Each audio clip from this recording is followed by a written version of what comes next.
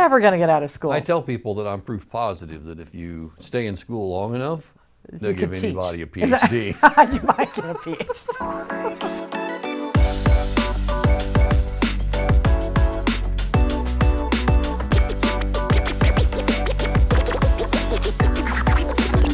You know, you got to keep me on track here. I'm just saying, because I will start to.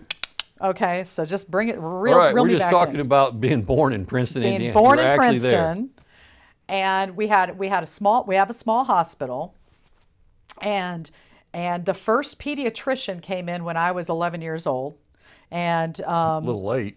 he didn't have anywhere to. Back when the world was flat and we spoke in grunts, and he came in on a horse. They put him in a trailer in the parking lot because they didn't have enough room in the hospital for him to have an office. Presumably, it was not a horse trailer. It was a trailer.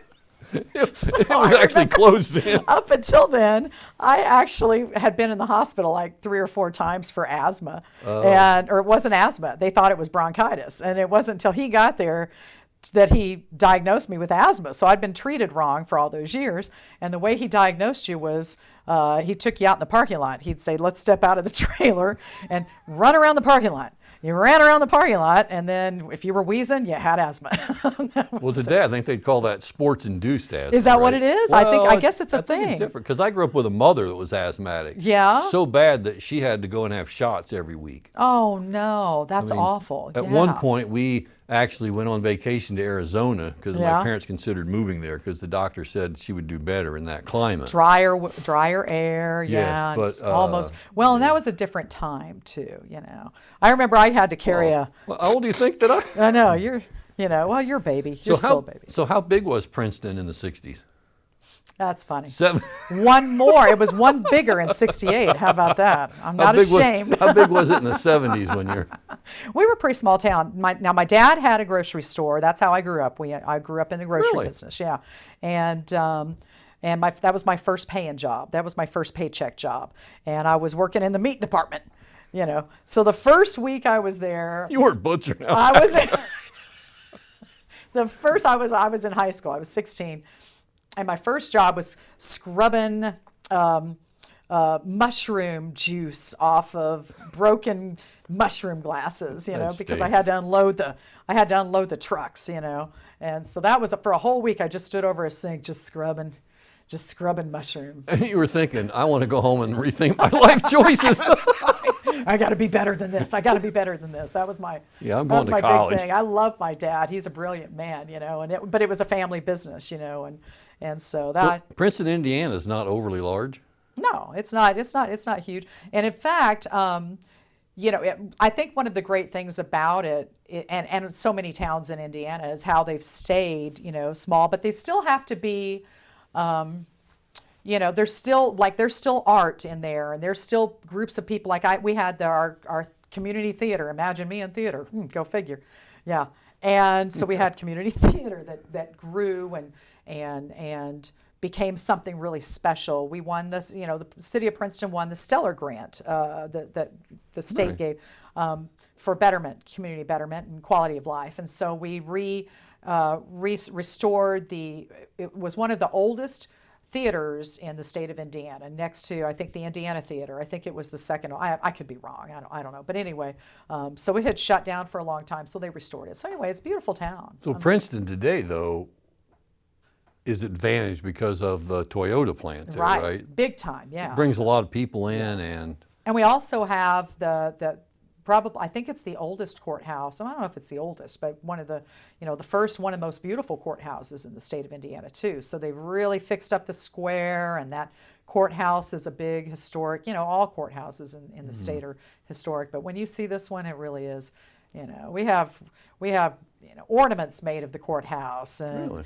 you remember the Department 56 things that, you know, old people now put the lights inside of it, the little buildings when you make your village at Christmas time, you know, the little villages. I'm just going to pretend like I don't know what you're talking about. It's so hokey. So it's all right. But we have a Princeton courthouse, a Gibson County courthouse. Really? For one of those too. That's a collector. So. And I was born in a small town like that too. Yeah. And my dad worked in a grocery store. No, stop it. No, he didn't. Yeah. Really? When I What was was a your kid. small town? I was born in Williamsport, Indiana, which no one's ever heard of. Williamsport. Yeah. Oh, Warren County. It's the okay. third smallest county by population in the state of Indiana, and it's the smallest by population density. 7, 8 people? How many? I don't know. Well, it depends on if you're counting like cattle and dogs as well. I think there's about 8,000 people in the county. That's nice though. Yeah, when I was born there, Dad worked in my dad worked in the Kroger store across the river in Attica. Did he? Yeah. What did he do? He was the Produce guy? No, technically he was the head cashier, Okay. but then for most of his career there, he also was the co-manager. Okay. Yeah. Yeah. You know, I did work in the grocery store a little bit. You did? Yeah, as a child, working. Doing back what? in the- Stocking? I would help. So I remember helping unload the truck at one point, and I remember stocking. Yeah. And I remember wrapping lettuce or something. You know, Oh, wrap yeah, it where up, you and they had pull that hot it, yeah, wire. yeah, You know, hot and wire, yes. yeah, there you go. That was the meat department for me. We made ham salad, and people came from all over for the ham salad. And I got a little secret: it's not made out of ham. Well, I know. It's I'm the from heels. Indiana. It's the Yes. heels of the processed meat logs. My mom made the best. I- So you My worked in meat the. lady was like, "Go get the heel off of the olive loaf, Stacy." So you worked in the meat department. Yeah. Let's see. Do you have all your I fingers? have all my digits, and I'll tell Okay. you why. Because my grandfather came in and yelled at me and told me I couldn't work in the meat department anymore. Well- Apparently, I wasn't supposed to be working in the meat department at 16. Their insurance didn't cover it. I could wrap Yes. for 8 hours a day, but I could not slice for 8 hours a day. I wasn't wonder- allowed to slice, and he yelled. Only time my grandfather ever made me cry because he yelled at me. I think the guy that ran the meat department where my dad worked, I think his name was Stubby. Stop. Lefty. It was Lefty. I don't know, but It he wasn't very- he had it was one really finger bad. missing somewhere. I'm sure he did. I can't remember his name. I'm pretty sure Cut that was it it though.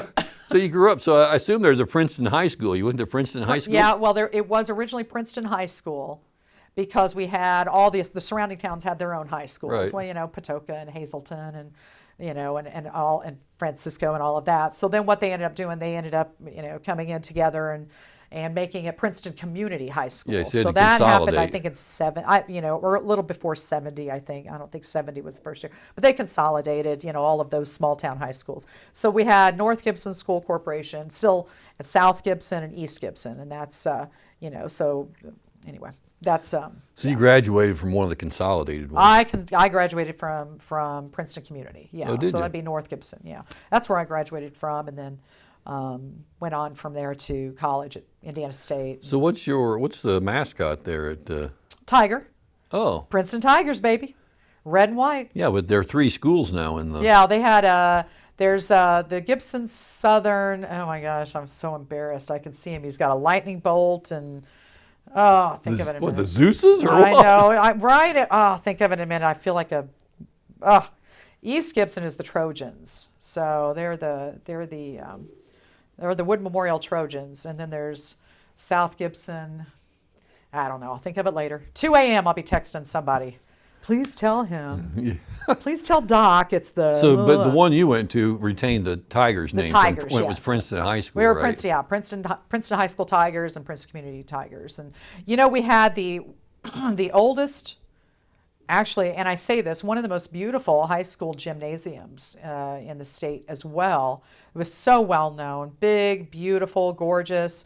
And eventually that school, PCHS built a new high school, and then that high school became our junior high, the middle school. So all the feeder, all of the Right. elementary schools fed into that, and then we had one parochial school, and that's it in town. But so we still played ball here because when they built the new high school, apparently there was some ground settling issues. Oh, And you know what? And with what you do for a living, you understand this. If it was not, hey, I've If- been if to the there were Leaning not the Tower of right- Pisa. if there were not the right studies done on Right. that ground, Oh, well. yeah, it's I'm like sure they got paid anyway. But that whole gym is just could go in. So nobody really. I think they do volleyball because volleyball players. That's apparently they're okay to use it, but they weren't okay. Back then it was only basketball over there. So so You and I have similar backgrounds. We do? Yeah, and we're about the same age. I think we live the same lives, basically. Pretty much. The fact that we went to schools that went through consolidation while we were in them, right? Yeah. I didn't graduate from the school that I started in. It was same school building, but it was all different name and things. Right. We don't play basketball at the high school. We play at a different over gym. At the other gym. Yes. What year did you graduate, by the way? 79. What time? What year? 79. 79? Oh, yeah, you're older than me. Yes. I am. I'm usually the oldest in the room. Yeah, we were born in I didn't grow up in town. I grew up out in the country. Out in the country. We thought that people in town those kids were like wild in town. Well, they'd go to the pool every day in the summertime, and what'd you do? I had Detassel cousins. corn? What'd Oh, you do? I worked. I never You never detasseled corn. you Never never did- ever. you I never grew up worked in on the a farm? farm. Yeah. I never detasseled corn. I put up a lot of hay. Did you? Yes. Yeah. A lot of hay. That's when you decided to become an engineer. Oh, I'm not doing this No, anymore. you know what? I decided to go to college when I got a summer job working in a factory. And I thought, this is for the birds. I think every kid, and we've talked about this, everybody has talked about this, every kid should do some hard heat labor. Yes, detassel kid. corn. People that did Detassel it complained about it all the time. They said it was awful. Working in a hot meat room. Really? Is there anything They got to nicer? keep the meat cold. Come on. I know, exactly. That's why I got out of that. Yeah, so if you go down, I mean, you and I have done lots of different things, right? I've done everything from farm to lay farm tile to, dig farm tile by hand to sold shoes at one point. I got to quit naming those. Sold shoes? Yeah, because if I name all those my kids, they'll watch this and think, wow, we didn't know Dad did all those things. Yeah. Well, and when did you finally decide, well, and I say this, something lands you in your career path. I would say something, there's usually something specific that lands into your career path, and because there was definitely one for me, Well, I'm not sure what I want to do when I grow up. Right, yeah. We can talk about your choices in life. Oh, we can talk about it, yeah. Maybe you want to rethink some of them. I don't know.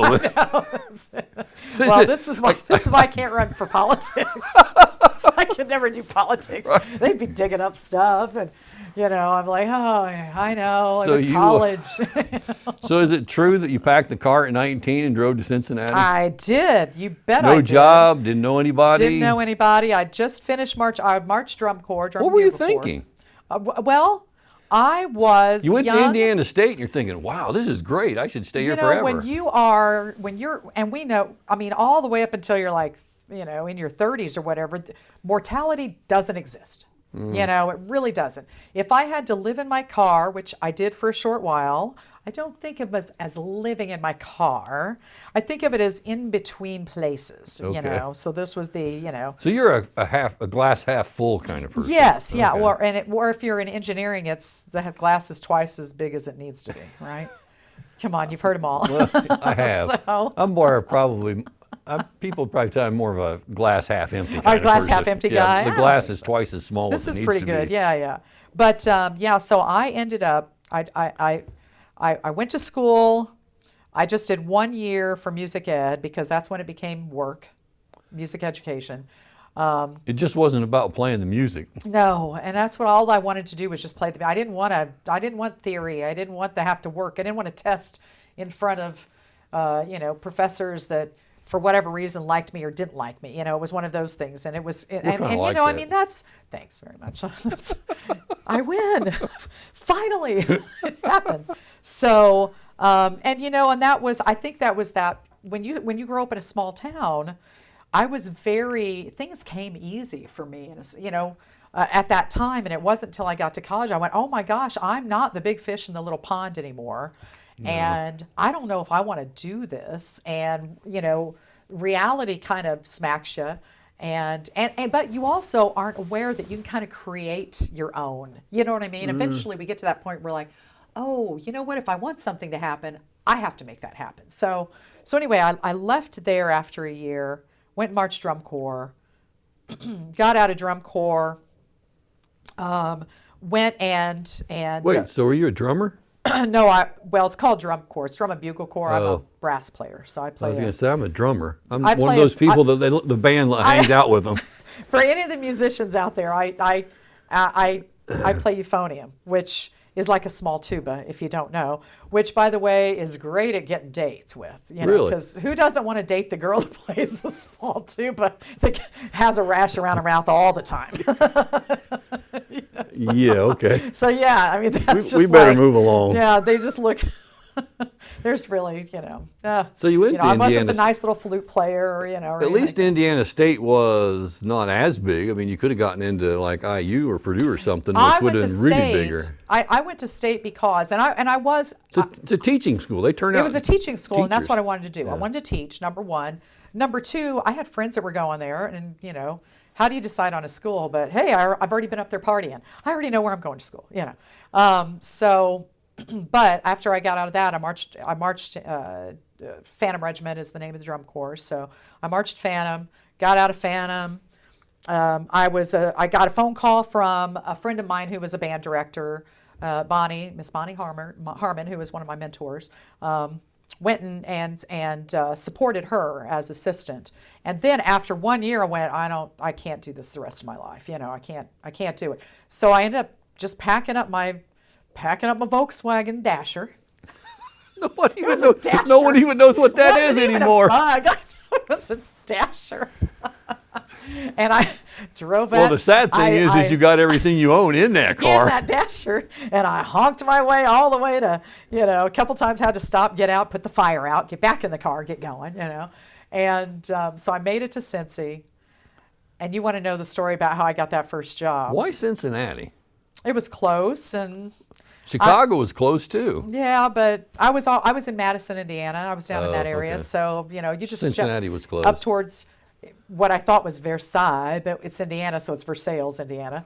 And then Yes. go up there and cut straight over on 50, and then you hit it, and that was it. So I just thought, I'm gonna go. This is it. So you drive into Cincinnati. You're 19 years old. You don't know where you're going. No By the clue. way, there are probably places that aren't safe for you to be in. Oh, yep, that's right. You just get off at the first exit and you think, well, here I am. Yeah, I had a really short boy haircut. I Really? was probably kind of scary anyway, so I felt pretty safe. So did you scare somebody into your first job? I did not, but did he tell you how I got that job? No. It's kind of a smile. I took the first exit, which was Right. 74, or the Coleraine Avenue exit. He didn't tell you that? So anyway, I take that exit. On the left is a building that is being built. Don't know what it is. No idea. Need a job. Pull in. I'm like, hey, it's a new place. They're going to need people to work. So I went in, and there was a guy up on a ladder rolling out paint. Mm-hmm. And no clue what this was. This was 1988.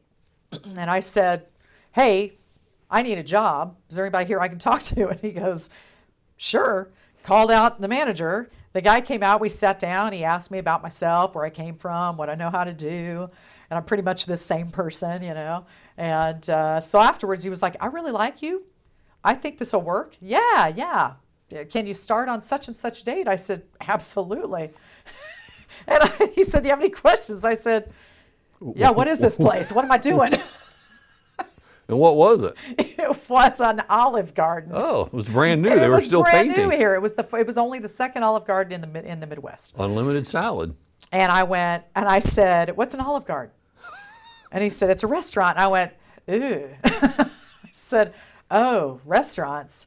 And he said, yeah, you're going to love it. I said, okay. So I stayed, loved it, loved food service, loved hospitality. So did you wait tables? Waited or cook? tables. I became a trainer. I trained other servers that came in. Well, you have a good personality for a waitress, right? well- You like to interact with people.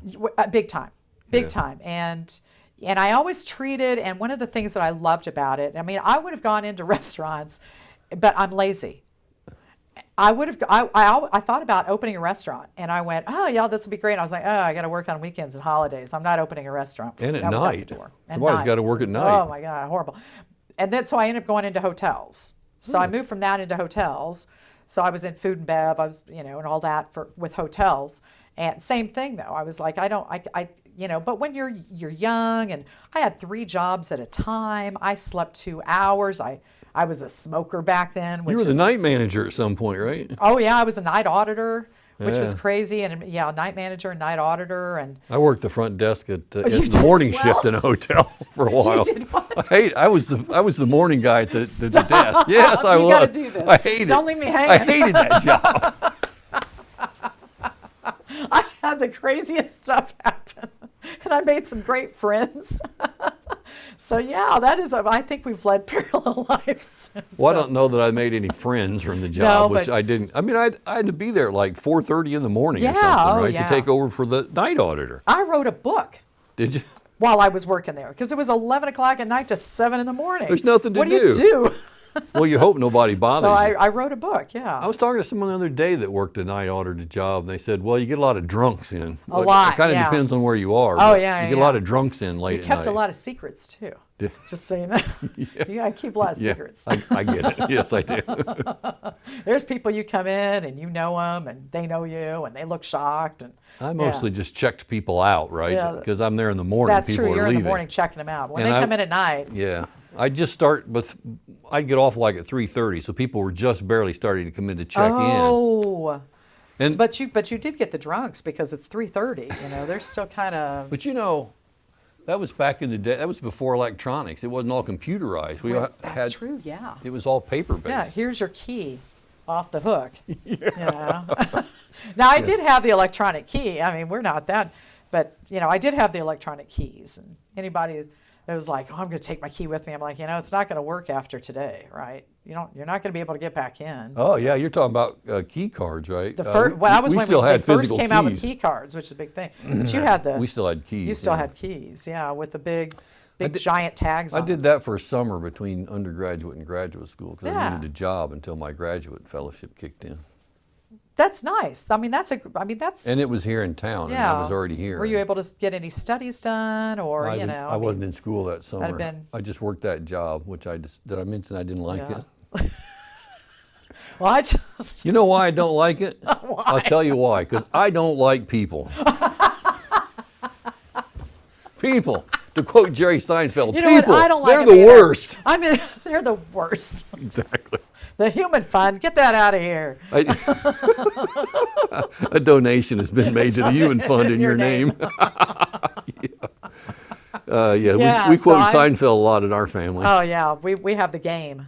We have the game. We play it. The in game, My, do in my family. We do that during the holidays. We play the Seinfeld game. So you went over to Cincinnati. You ended up with 3 jobs, I suppose, to try and make ends meet. Oh, big time, Whatever those ends were. Yeah. I lived in a commune house. We had 11 people living in it at one time, and You see, and one person was a DJ, and this was in the 90s.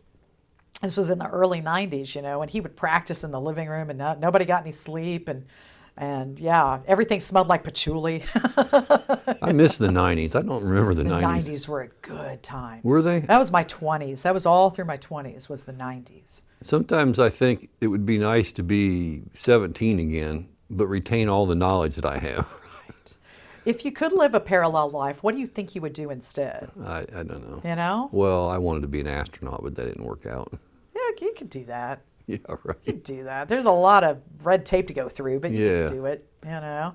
So you had 3 jobs, and how long? Yeah. How long did you live in Cincinnati? Well, I was there for 10 years. Really? You And must have liked Cincinnati. what's that? You must have liked I Cincinnati. loved Cincinnati. I did a lot. I tell you a little more. Enough about you. Let's talk about me. I was Okay. the front. I think there's a Toby Keith song like that, right? Is that who it is? Yeah, Is that? Yeah, that's right. that's right. That's, I want to talk that's right. I about want me. to talk about me. So I fronted a couple of bands. So I was a front man for a couple bands, and it was in the '90s, which we had, women musicians in the '90s. We were angry. We were very angry and loud in the What kind of 90s. music did they have in the 90s? Alternative, club music, grunge, of course, all the grunge that had come out. And so, I somehow missed the 90s. I'm not sure what happened. well, you were probably, booked up going through more education. You were probably still doing your... There was education. Yeah. I actually started working full-time in 1990, so I was probably busy having kids. Yeah, you were probably busy, whereas I was still in. That was all. That was our 20s, And it really wasn't about money. It was just kind of about having a good time because I was single and, in Cincinnati, which was pretty. So I fronted a couple bands, and then I had a duo with a guitarist who was phenomenal. He was amazing. And we played a place in Cincy, if you know Cincinnati, Mount Adams, there's a place called the Blind Lemon. I don't know what that was. Oh my gosh, it was, even to this day, it's fantastic. I know I'm boring. Hang in there. I'm getting to the good stuff, okay? We'll get to the good stuff. I'm thinking I got stuff to do, man. Do you have to have all the details? So I fronted the bands. It's all right because I told you to do that. My son would say at this point, is this going to take long? Is this going to take forever? Could you just get to it? My husband does the same thing. I'm like, really? Then I just shut down. Then I don't talk to him for 2 days. I'm like, nope, you don't want to hear my stories? You don't get my stories. That's so I don't really know Cincinnati. I told you earlier I had a sister that lived there. Right, the sister there. They lived Indian Hill, something kind of out on the north side. Yeah, there's like every part of Cincinnati is its own little small town. Yeah, they lived out in that area and somewhere. And it's beautiful. I love all of it. So you get a little bit of everything in Cincy. I always thought of it back then. Now, of course, that was almost 30 years ago that I lived there, So, I mean, it's been that long. I left in 98. In fact, isn't there one town called Healthy or something, which is where Mount Healthy. Yes, that's where all the when they had some plague or something. Yeah, right? and I lived there. Yeah, I lived in Mount Healthy. And my brother-in-law grew up in Cincinnati. Okay, yeah. So, then he would definitely know Mount Adams because he'd know that's anything the about artsy museums up there. The botanical gardens are up there, theater area, really crazy streets. Like if you park, it's almost vertical parking. You better have a good. But so I did that. But then I thought, I really kind of wanted to go back to school and do something that I knew I could be good at, which was talking. And so I went back to school for radio. I went back for communications, and then I ended up getting communications, and then I ended up getting a job in radio. Where'd you go back to school? Cincinnati State. Back then it was tech. So I went. To I never even heard of it. What's that? I've never heard of that. Exactly. University of Cincinnati is the only school over there I've heard of.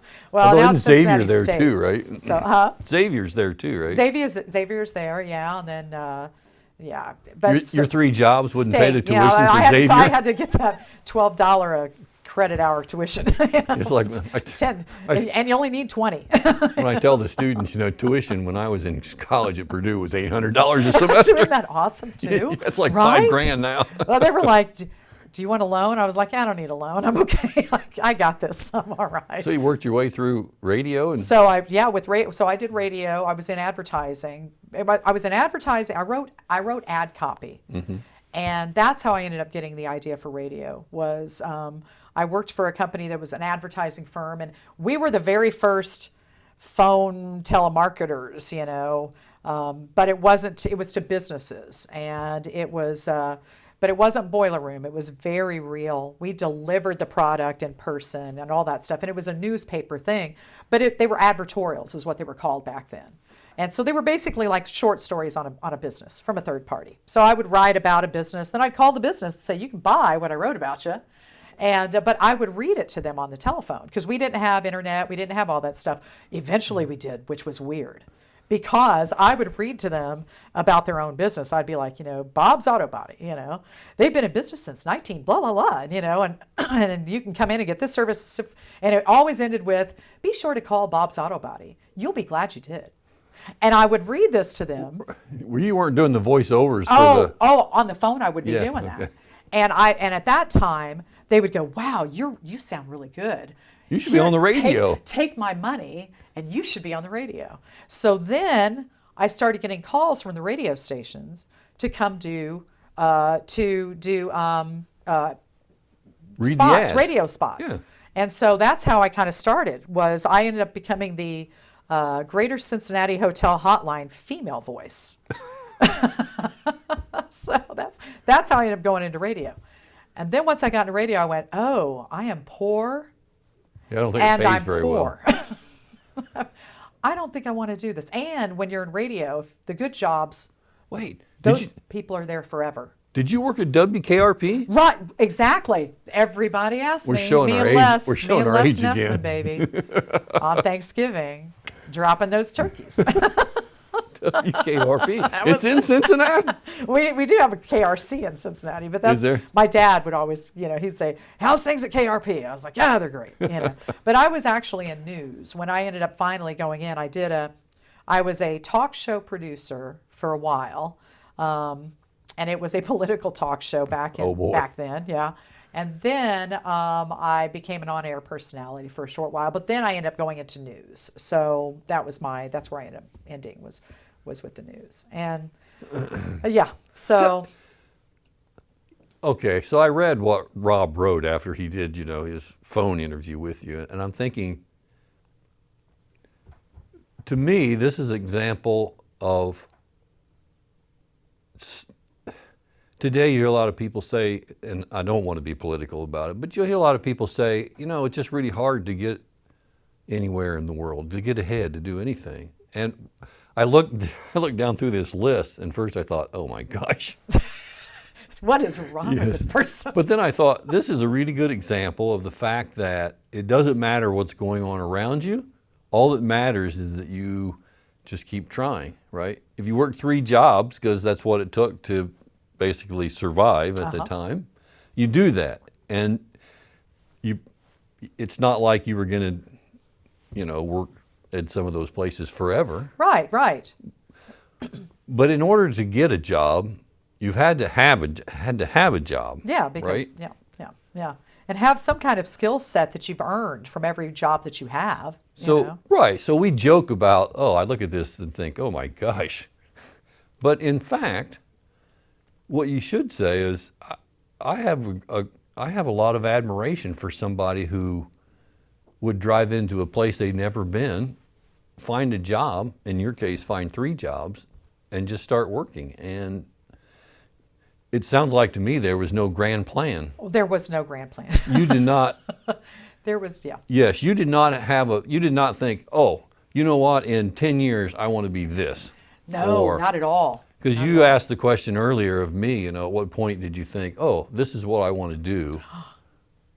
Did you have a grand plan? Did you no, officially? I still don't. You still don't? No, if you ask my wife, she'll tell you that guy's got no plan. He's got no clue. Well, I think she goes home and rethinks her life choices every day. Well, I think too, every phase in our life makes us kind of choose what's going to work best for us, So I'm entering that phase. I have 4 or 5 years before I want to retire. I'm going to retire, but it's not really retirement. It's I'll take my retirement, but then I'm going to do something that I love to do because I want to, and not because I have to, right. Or I don't have to worry about that. Every job I ever had was always. I thought, I'm going to get as much out of this as I can. I'm going to love this, and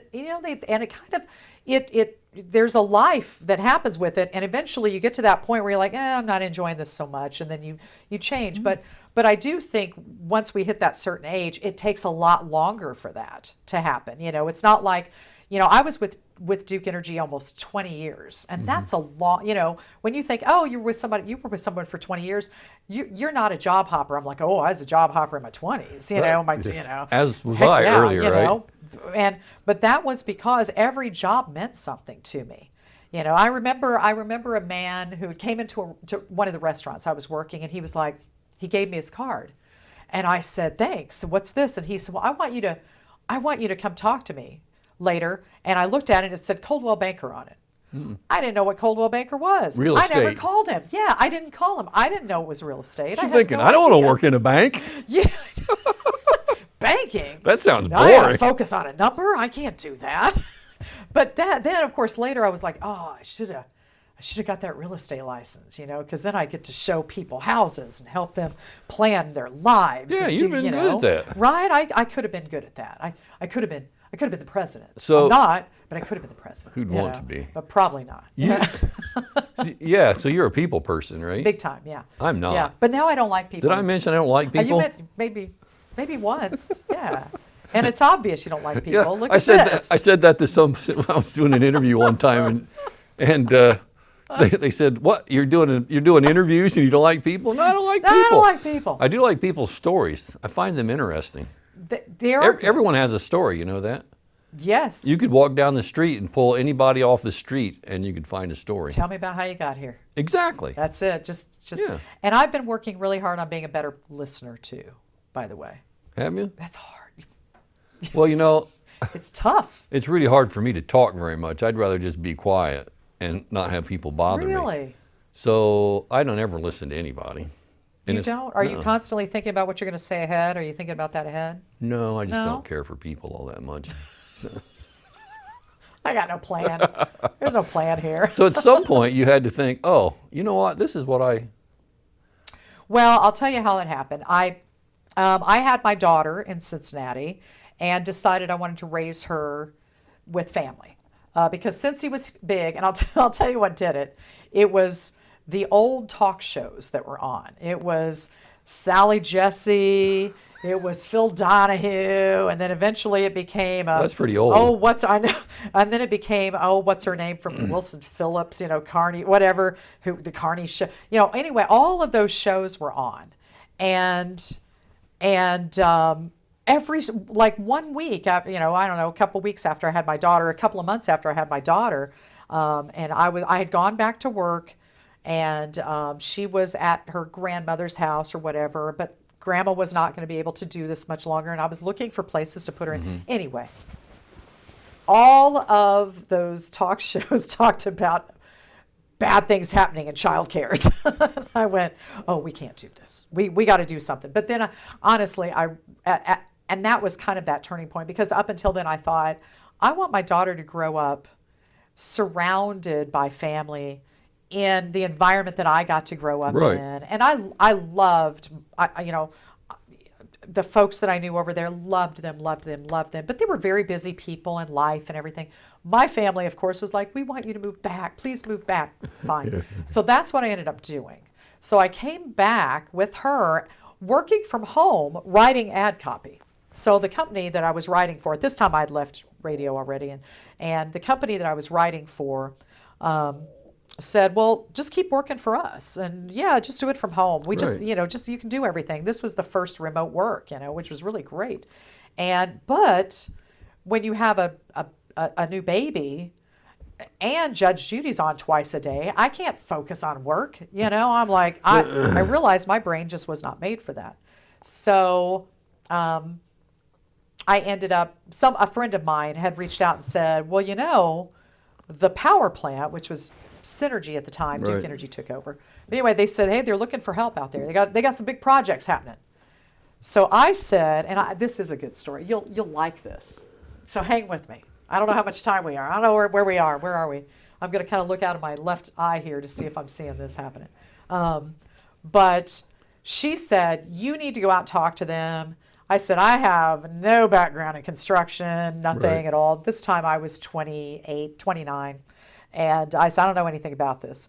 And she said, go out there anyway. Just go out and see what happens. Well, I went in completely relaxed. This was, there was no way I was getting that job. Right. I got nothing to lose here. Nothing to lose. Those are the best kind of interviews. Best type of interview Yes. ever, right? And so, and I was pretty good at interviewing, because I always thought to myself, you know what? They're not interviewing me. I'm interviewing them to see if it's a place I'm going to be happy, number one. But number two, is this a place I'm going to give my all? And am I going to be valuable Right. to them? And I know that sounds kind of hokey, but it really was at that place. I was at that place. So I have to feel valuable, So I went in for the interview, and it was, of course, construction. It was, the engineers there was a civil engineer and a mechanical engineer, and they were project director and project manager.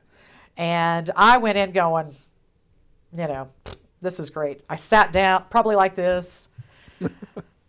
I'm like, hey, how's it going? They're like, what is going on here?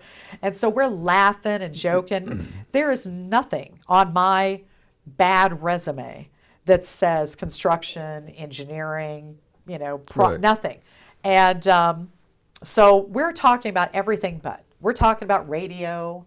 It turned out the project director, my mom, had graduated together. She was a year behind so him. it does turn out it doesn't matter what you know, it matters who you know. Who you know. It's Exactly. always who you know. But you got to kind of bring some game too, obviously, So So anyway, we laughed and we didn't even talk about the job. We laughed, we joked, everything was great. And so then finally we're like, well, I guess we probably need to talk about the job. And I said, all right, that's fine, you know. And they said, well, we need somebody that can blah and blah and blah. And I said, and you know, and blah, blah. And I was like, yeah. And so they said, so that's basically it. Do you have any questions? And, you know, most people would say, well, what's the pay? Or do we have any benefits? Or, you know, they would ask those, but I thought I don't have this job anyway. So I said, because I didn't understand engineers, I thought all engineers were, you know, physics engineers. You know, they were like, we're all basically everybody, cool. Yeah, whatever. And so I said, yeah, I got a question. I said, if you're driving at night at the speed of light, you turn on your headlights, do you see anything? What'd they say? They just, well, they kind of froze up, and then they looked at each other, and they looked back, and they were like, "You're good." And I said, "Sometimes." So I said, "No, actually," I said, "Here's my question: how many people do you have to interview?" And they said, "Well, we've got three more people." Why? And I said, well, "I was just going to tell you to save your time." And this was before cell phones. Everybody had Blackberries, right? So we didn't have cell phones. And I said, "Well, it takes me about 20 minutes to get home from here. So between now and then, you think about it. I'll get home in 20 minutes. Then you call me and offer me the job. Just save yourself the time. Offer me the job, and that'll give me plenty of time to decide whether or not I want to work for you." We stood up, we hugged, we shook hands, everything was fine. I drive home, walk in my door, my phone's ringing. It was them offering me the job. So you got that. Well, so look, one of the things that I've learned over the years hiring people is we tend to hire people for their skill set, and we fire them for who they are. Oh. And oh my gosh. What you learn is that you can teach people to do just about anything. And that's what happened. But you've got to have somebody that fits that fits in with your group, with whatever you're doing. And now there's some things that, I mean, if you're designing a building, you've got to have an engineer who knows what they're doing. Yeah, but they have that. The But skill set's there. for most jobs, you can teach people the skill set they're going to need if they're reasonably intelligent. Right. But they have to have a personality that fits, and it has to be a person who wants to learn, who's curious, who wants to really let me add it. Let me just try. You know, yes. I love we hire them for the skill set. We fire them for who they are. That's exactly my experience. It. Can I use that later? Sure. I'm going to say a brilliant doctor once. I have it copyrighted, however. That's what. Oh, do you really? Well, then I'll give you credit. How about that? I'll make sure that I tag you on that. And make sure. Along with that, send me a $50 check, okay? That's right. So you can use it. Only if I make money off of it, though. That's the difference. Okay. Yeah. But I remember, going into work every day. When I first started there, I didn't know what a transmittal ladder was. Mm-hmm. I didn't know what a drawing was. I walked in, and it was just piles and piles and piles of drawings and paper and all this. And they said, and I said, okay, who's going to train me? They were like, well, I don't have any training. There was no training because it was a construction team that was put together. And later, several weeks later, I was in Excel for the first time. doing pivot tables. I didn't know you could copy and paste something. So that's I'm pathetic. opening rolls of drawings that are this big, thousands of drawings. I'm entering them one at a time, and like this. Somebody mentioned cut and paste. Excuse me, what? Well, and I was like cussing my, whatever, because I thought I'm never going to get this done. And about that time, one of the guys that hired me walked by and said, What's the matter? And I was like, I got to put in this date 50,000 times, the same date. And he came over and he right clicked and copied and highlighted, whatever. There it was. And I went, oh, that's really cool. Like I stopped being angry. I was like, oh my gosh, that's the coolest thing ever. He said, you said you were proficient at Excel. And I said, no. You said you needed someone who was proficient, and I agreed with you. Yeah. That's on you, pal. And that team taught me what a team was like, though. I might have started off just putting drawings in order. They didn't know how to put drawings in order. I was like, well, alphanumeric, there you go. But I started. A1 goes first. They took me to Chicago for business meetings, and I was like, where are you guys taking me? They're like, the more you know, the better you are at what you do. And I went, oh my gosh, this is fantastic. So it's really, for me, the more I learned about engineering and E&C and how this worked, the better I got. So you basically started a job for which you had absolutely zero skills. Not a thing. Which can be done if we've had that discussion, right? It can be done. But you worked for the company for 19 years? 19 years. By the time I was done, I had, I loved that job. Even to this day, I still think back on it. I just love that job. But by the time I was done, I made so many friends. I had built a power plant. We had done so much retrofit, so many retrofit projects, cleaning the air, working to make things more efficient. Everything was environmental. It all had purpose. I found for me it was never money. It's never been money for me. It's always been purpose. If I walk in the door, I had the project director at the time eventually became a vice president for Duke and then retired from Duke. And that was the bad thing. Yeah. When you attach yourself to somebody's coattails, he would have taken me with him. Right. You know what I mean? To Charlotte. But that's the thing. I was like, I got to stop making friends with the old guys. You guys retire. Well, and then I got to train some new kid. I got to go in and train all the new leaders. But he came in one day and he said, "How are you always in a good mood?" I never noticed it. You know what I mean? And I went, I just love my job. I love what I do. I said, think about this. I said, look what we do. We're making amazing things happen. I mean, that was what drove me every day. We are creating cleaner environments, that everything that was coming out of those stacks, at that time, you see stacks, you see stuff coming out, and you're a little freaked out about it. That was just condensation by the time it got up there. It was clean, that was just water and I said, look what we're doing every day together. And he was the same way. And I'll be daggone, every person on that team was the same way. They were all so great. I heard somebody get their behind chewed out one time. And it was the weirdest chewing I ever heard. It was he had come down from the plant and joined the team. Something had happened. They took him into one of the offices, closed the door, and I heard him say, and they're yelling because I'm like, totally into it. You have a glass up to the door. Because if you want to know something, you ask the person who's running the office. You ask her or him that's running that office because they know everything. And I have my glass up to the door, and I heard him say, "No, listen, you're amazing. You're phenomenal at what you do. You're the expert. You know your stuff, and you're on this team because we want you here, and you make us better." That was the weirdest chewing. Gee, I wish I'd have gotten that from my bosses along the way. That was the chewing. And after that, but apparently it was just one of those things where it's like, if they could tell he was unhappy. Whatever it was, he was unhappy about being there. He didn't want to be there. He was miserable to be around. And it was one of those things of letting them know how valuable he was.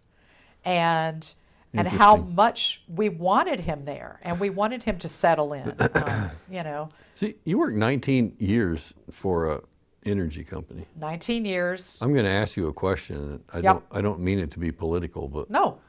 Why is it we can't have a coherent energy policy in this country? Rather than every 4 or 8 years, it flops one way or the other. Right. Which is really got to be hard on energy companies trying to figure out what they ought to be doing. It's really horrible, actually. I'll just put it as simple. This is one of my pet peeve questions, by the way. Yeah, I put it not because you're simple. I put it in a simple way because I want as many people to understand, no matter where they come from. I always mention my dad because my dad's a brilliant man, but he's in a different industry than I'm in. Right. So when I tell him about it, I put it in a way I'm like, this is how this works. If you think about this, it's pretty straightforward. You have different companies who want different things. So if we go with fossil fuels, those fossil fuel companies, oil refinery companies, coal companies, all of that, those are, they need to stay in business. They need to. Utilities do something called an IRP. They have to do it depending on the state's requirements. Most of the time, it's every 3 years. They got to come up with an IRP, which is an integrated resource plan. Don't get me started on this. We don't have time for this, okay? But I'll give you here's the quickie. Integrated resource plan. So what they have to do is they have to look ahead, and they have to look at the current administration and who that administration is trying to keep happy. Right. It changes depending on who they're trying to keep happy. Now, anybody who is a centrist will try to work very hard with both of those. Right. Anybody who's too far, left to right, they're going to go that way.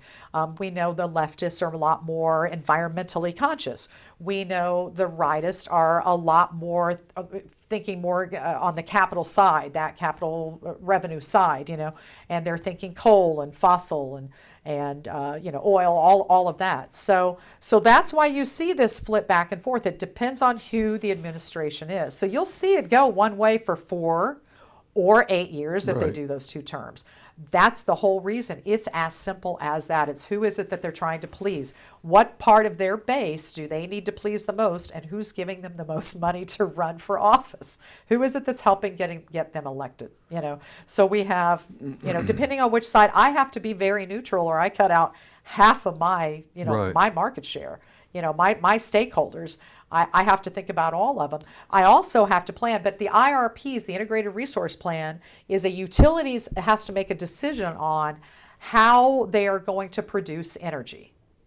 So during a right administration, they're going to have a bigger chunk of that pie is going to be coal and oil and gas. And a smaller chunk is going to be, because renewables. It's going to be, but then as time goes on, as things change, you're going to see that change every 3-4 years. You're going to see it, but they've got to figure this out at least 20 years ahead. They've got this big long look ahead on how this happens. Right. How do you figure that out? You don't know who's going to be. Exactly. And it's awful. It's a horrible thing. I guess my thought always was, look, we all vote for congressmen and senators. Why don't they sit down and come up with a coherent plan that can be followed over the long term? That'd be nice. Right? Instead of us jumping back and forth all the time. Yeah, we're constantly reactive instead of being proactive. That's exactly we're right. Reactive. And even if you're proactive, if you're proactive, that's a risk. Yeah. Because if you throw a whole lot of anything into one area, right, suddenly that changes. Now, I will say this. Well, yeah, just ask the car companies that put a lot of money into electric vehicle plants, right? EVs, yeah. Now all of a sudden they're writing all that off. And you know what? And that fits in with my work now. So I'll touch on this. I know that we are really coming. Woo! Look at that. We could talk another 17 hours, but we'll stick with this. Where I landed now, when I left Duke, I left because those IRPs were changing. And that meant they were taking our teams, they were breaking us up, relocating us. And I thought, you know what, I'm turning 50 this year. I don't want to relocate. I want to stay here. It's time for me to move on. So I ended up, when I left there, I thought, I don't even want to be in the industry for a while. I'm going to take a little break. I was teaching hot yoga at the time, so I'm a hot yoga teacher too. I don't even know what that is. It's hot yoga. What does that mean? It's sweaty. You do yoga. It's just not stretching out on the mat. No. Okay. You go into a room that's over 100 degrees, so usually 110 degrees, between 105, 110, and then we crank up That sounds fun. We crank up the humidity to like 60, 45 to 65. That just sounds like a blast. It's drippy. It's drippy yoga is what it is. So I thought, I'm going to do this. And then I did that for 2 weeks and went, oh, I'm poor again. No, I don't want to do this. I need to be doing, but in reality, I needed to be doing something that was not so much this. I love my big picture, And so around that time, I ended up getting a phone call from Lockmuller Group, and they said, come here, this is what we want to do, engineering firm. And at that time, it was mostly DOT municipal work, okay? And they had done some environmental work in the energy sector, and it was great. And they did a great job, and they really enjoyed it, and they really liked it. And they were starting to develop, good relationships, but they didn't have anybody who really knew the industry at that time. And so I came in. That was almost 8 years ago. So I came in. The timing worked out perfect, so that way I was able to kind of take us and lead us with that. So that's what that's how I ended up with Lockmuller, which is fantastic. And but your job kind of requires you to, I guess, go with the Michael Jordan philosophy. Right, when Michael Jordan was asked why he wasn't more vocal about social issues, his reply was, well, because both Republicans and Democrats buy tennis shoes. That's exactly. So I have to be that centrist because otherwise, well, and I'm not saying I'm not vocal about issues on my own time. Well, I do have to be understand. very careful about it, though. Yes, Definitely. you'd be careful. You want to be careful about what you put on your socials. That's right. And sometimes I'm not as careful as I should be. So I do have it set to private, though, at least. So at least that way people can't go in and go, But my LinkedIn, absolutely no politics on LinkedIn. And you know why? I really like all the people that I work with.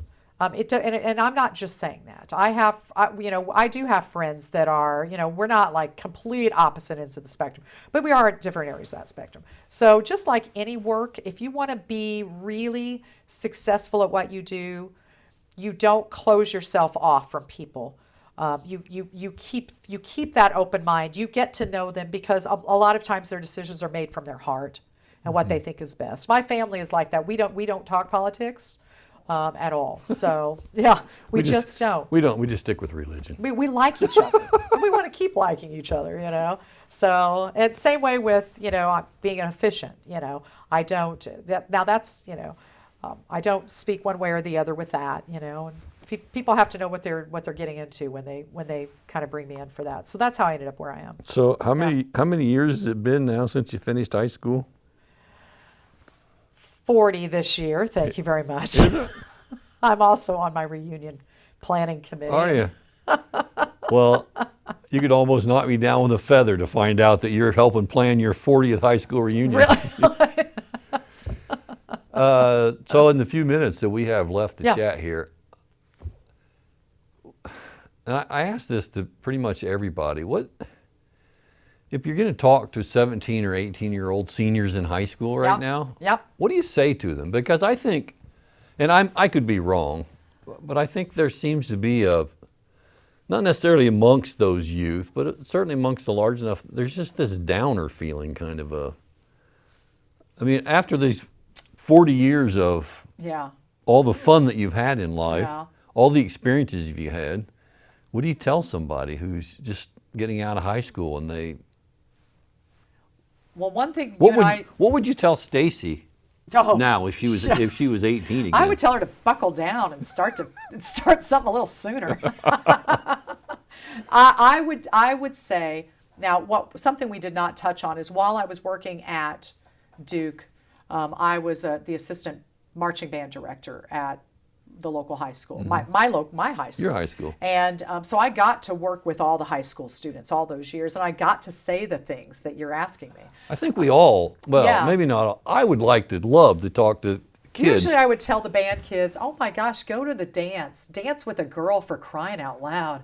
Live your life and quit worrying about. Stop worrying. But I tell them exactly, I told my daughter this, walk lightly, meaning not walk gingerly or tenderly or carefully. Walk lightly, step lightly, relax, enjoy. Everything that you do is a step to get you to where you actually really feel great at, and I always told the kids that if you're not ready for college yet, you don't have to do that right away, but don't negate it if suddenly you're like, oh, I'm 25, I'm too old to go to college. That's ridiculous. Right. If at 25 you're thinking about college, that's exactly the right time for you to start doing, because you weren't doing it at 22, You think, oh my gosh, I'm 25, I can't go to college. Well, how old are you going to be in 4 years if you don't go to college? And I always did that too. I remember somebody saying, why don't you go to school for engineering? I said, first of all, right? Yeah. You'd have to get in first. But secondly, that's a whole 4 years down the road. How old are you going to be? I'll be 34 by the time I'm, Right. an engineer. And now I look back on that, I'm like, oh my goodness, I tell them that. Yeah, I'd be happy to be 34 again, by the way. 34 again? Yeah. Oh man, hold on. That's a good time. Yeah. So, but I also would tell them, if you have an interest in something, doesn't matter. If I have an interest in something now, I dive into it, and I got a million things I'm interested in. So I tell them, don't think that you can't do this just because you have this career and la la la la. Guess what? There's adult education now. You can take these courses. You can take certifications online. That's, and that counts. That absolutely counts in a lot of ways, So follow the things that you love. Don't be afraid of that. But for the love of all that's good, lighten up. That's probably pretty good. You see a lot of, when I first started college, I was always envious of people that I went to school with who knew exactly what they wanted to do. Right, I wanted to be, I had a good friend. He was going to be a mechanical engineer, and he had his life planned out, and I didn't. I didn't know what I wanted to do. I thought I wanted to be an architect, but I have no art talent. And but don't you just use a straight thing and a stuff? Well, I mean that's just drafting, but but we didn't have we didn't have drafting back then. You had you had the tools. Yeah, you asked earlier about my career, and it goes like this. Yeah. Because I tell people I'm still not sure what I want to be when I grow up, but well, I had no idea. Just because you don't know what you want to do at 18, the rest of your life doesn't mean there's something wrong with you. Or you might do whatever it is you're doing for 10 years. Yes. And then at 29 or 30 go, I think I'm gonna try something different, and you can absolutely do that. There is no, take the stress off of yourself, pick something that you enjoy, dive into it, and then when you get to that point, when and if you get to that point, and you want to get an exit plan to do something different, make your exit plan, relax, lighten up, I think that's it. I think the other thing is treat whatever it is you're doing like it's your baby business. Treat it like it's your baby business, because then you'll give it your all. You'll make the best choices for it too. I think that's another thing, and that's not planned. I just now came up with that. How about that? Oh, that's very clever. I know. Well, so I'm not sure. First of all, I'm not sure how those parents feel with you telling their kids, "Hey, if you don't want to go to college, it's good. To college, you're fine. Take a gap year. Have your parents send you to Europe." Sleep in a van. So there's not that much difference between. Doesn't even have to be your van. There's Europe, Cincinnati. There's not that much difference really if you think about it. Go hike the Appalachian Trail. Oh yeah, you did that too, right? I did do that. Not all of it. Didn't do all of it. Yeah, I'm too lazy. Remember? I always thought I would like to ride. I'm a mountain biker. I like to ride the Great Divide Trail. Oh yeah. Which starts in Banff and ends basically at southern Arizona, the border. But can you do it now? I couldn't do that now. I don't. Can't do it now. I don't really want to. I could ride parts of it. I don't want to hike the trail now. I just want to go up to the very top at the end and put my hands up in the air like I did it. That'd be like me. I'd land on Mount Everest on a helicopter, take credit for it, and then stick your flag in. Exactly. Jump back on the chopper. Apparently, we like to cheat. I don't know. Well, I'm hoping that I shared some good information today, and I'm hoping that it was in a way that was. I think you did. Entertaining, and I think just the fact that your life wasn't a straight line, no. that you didn't wake up at 18 and think, I want to work for an engineering firm and do this with energy. Yeah, I want to. And started right in. And I think too, what I do now, it's so awesome because I don't go in not knowing how things happen. I go in and I'm able to, and that just comes from everything I've ever done. Knowing how to handle different personalities and. Maybe you should write your memoirs. It'd be boring. You think? Compared to other people's lives now, think about it. Yeah. Think about what we see out there. Golly, that's ugh. Now maybe, like I said, I'm not running for office because, but fortunately we didn't have cell phones. Too many skeletons in the closet. Yeah, there's a lot of at least there were no cell phones, right? There's no pictures. No pictures, no nothing. If there were, they're also faded now. You can't tell who's in them. We had disc cameras back then, so you can't even see that stuff. So, yeah. Well, I hope that people that listen learn something, that younger people understand. I hope so, too. Just because you're successful now at this level doesn't mean that you've been working at that one job for the last 40 years. No, You've done a lot of things. Yeah, and I think one of the best things too is and I'm going to just kind of plug this is servant leadership. community, doing work for the community, Be involved. volunteering in certain ways. I serve on several boards and all of that, and this is not me selling myself. This is me saying the people that I've worked with on those boards have been the most valuable they're the ones that have, really kind of pushed me. And I land on the boards because it's people that I know. Right. They leave the board and they go, hey, I got somebody that can fill in. Well, you can't let those folks down. But it turns out, anytime you're working in the community and trying to volunteer and trying to help out, if you just help, if you just think my job is to help other people, whether it's paid or not paid, it all washes out in the end the best way. I think that's a good place to end. Yeah, In life, if we keep in mind our job is to be helpful to other people. That's it. That's what we do. Get paid for it. Thanks for coming in. I appreciate you. It's been fun.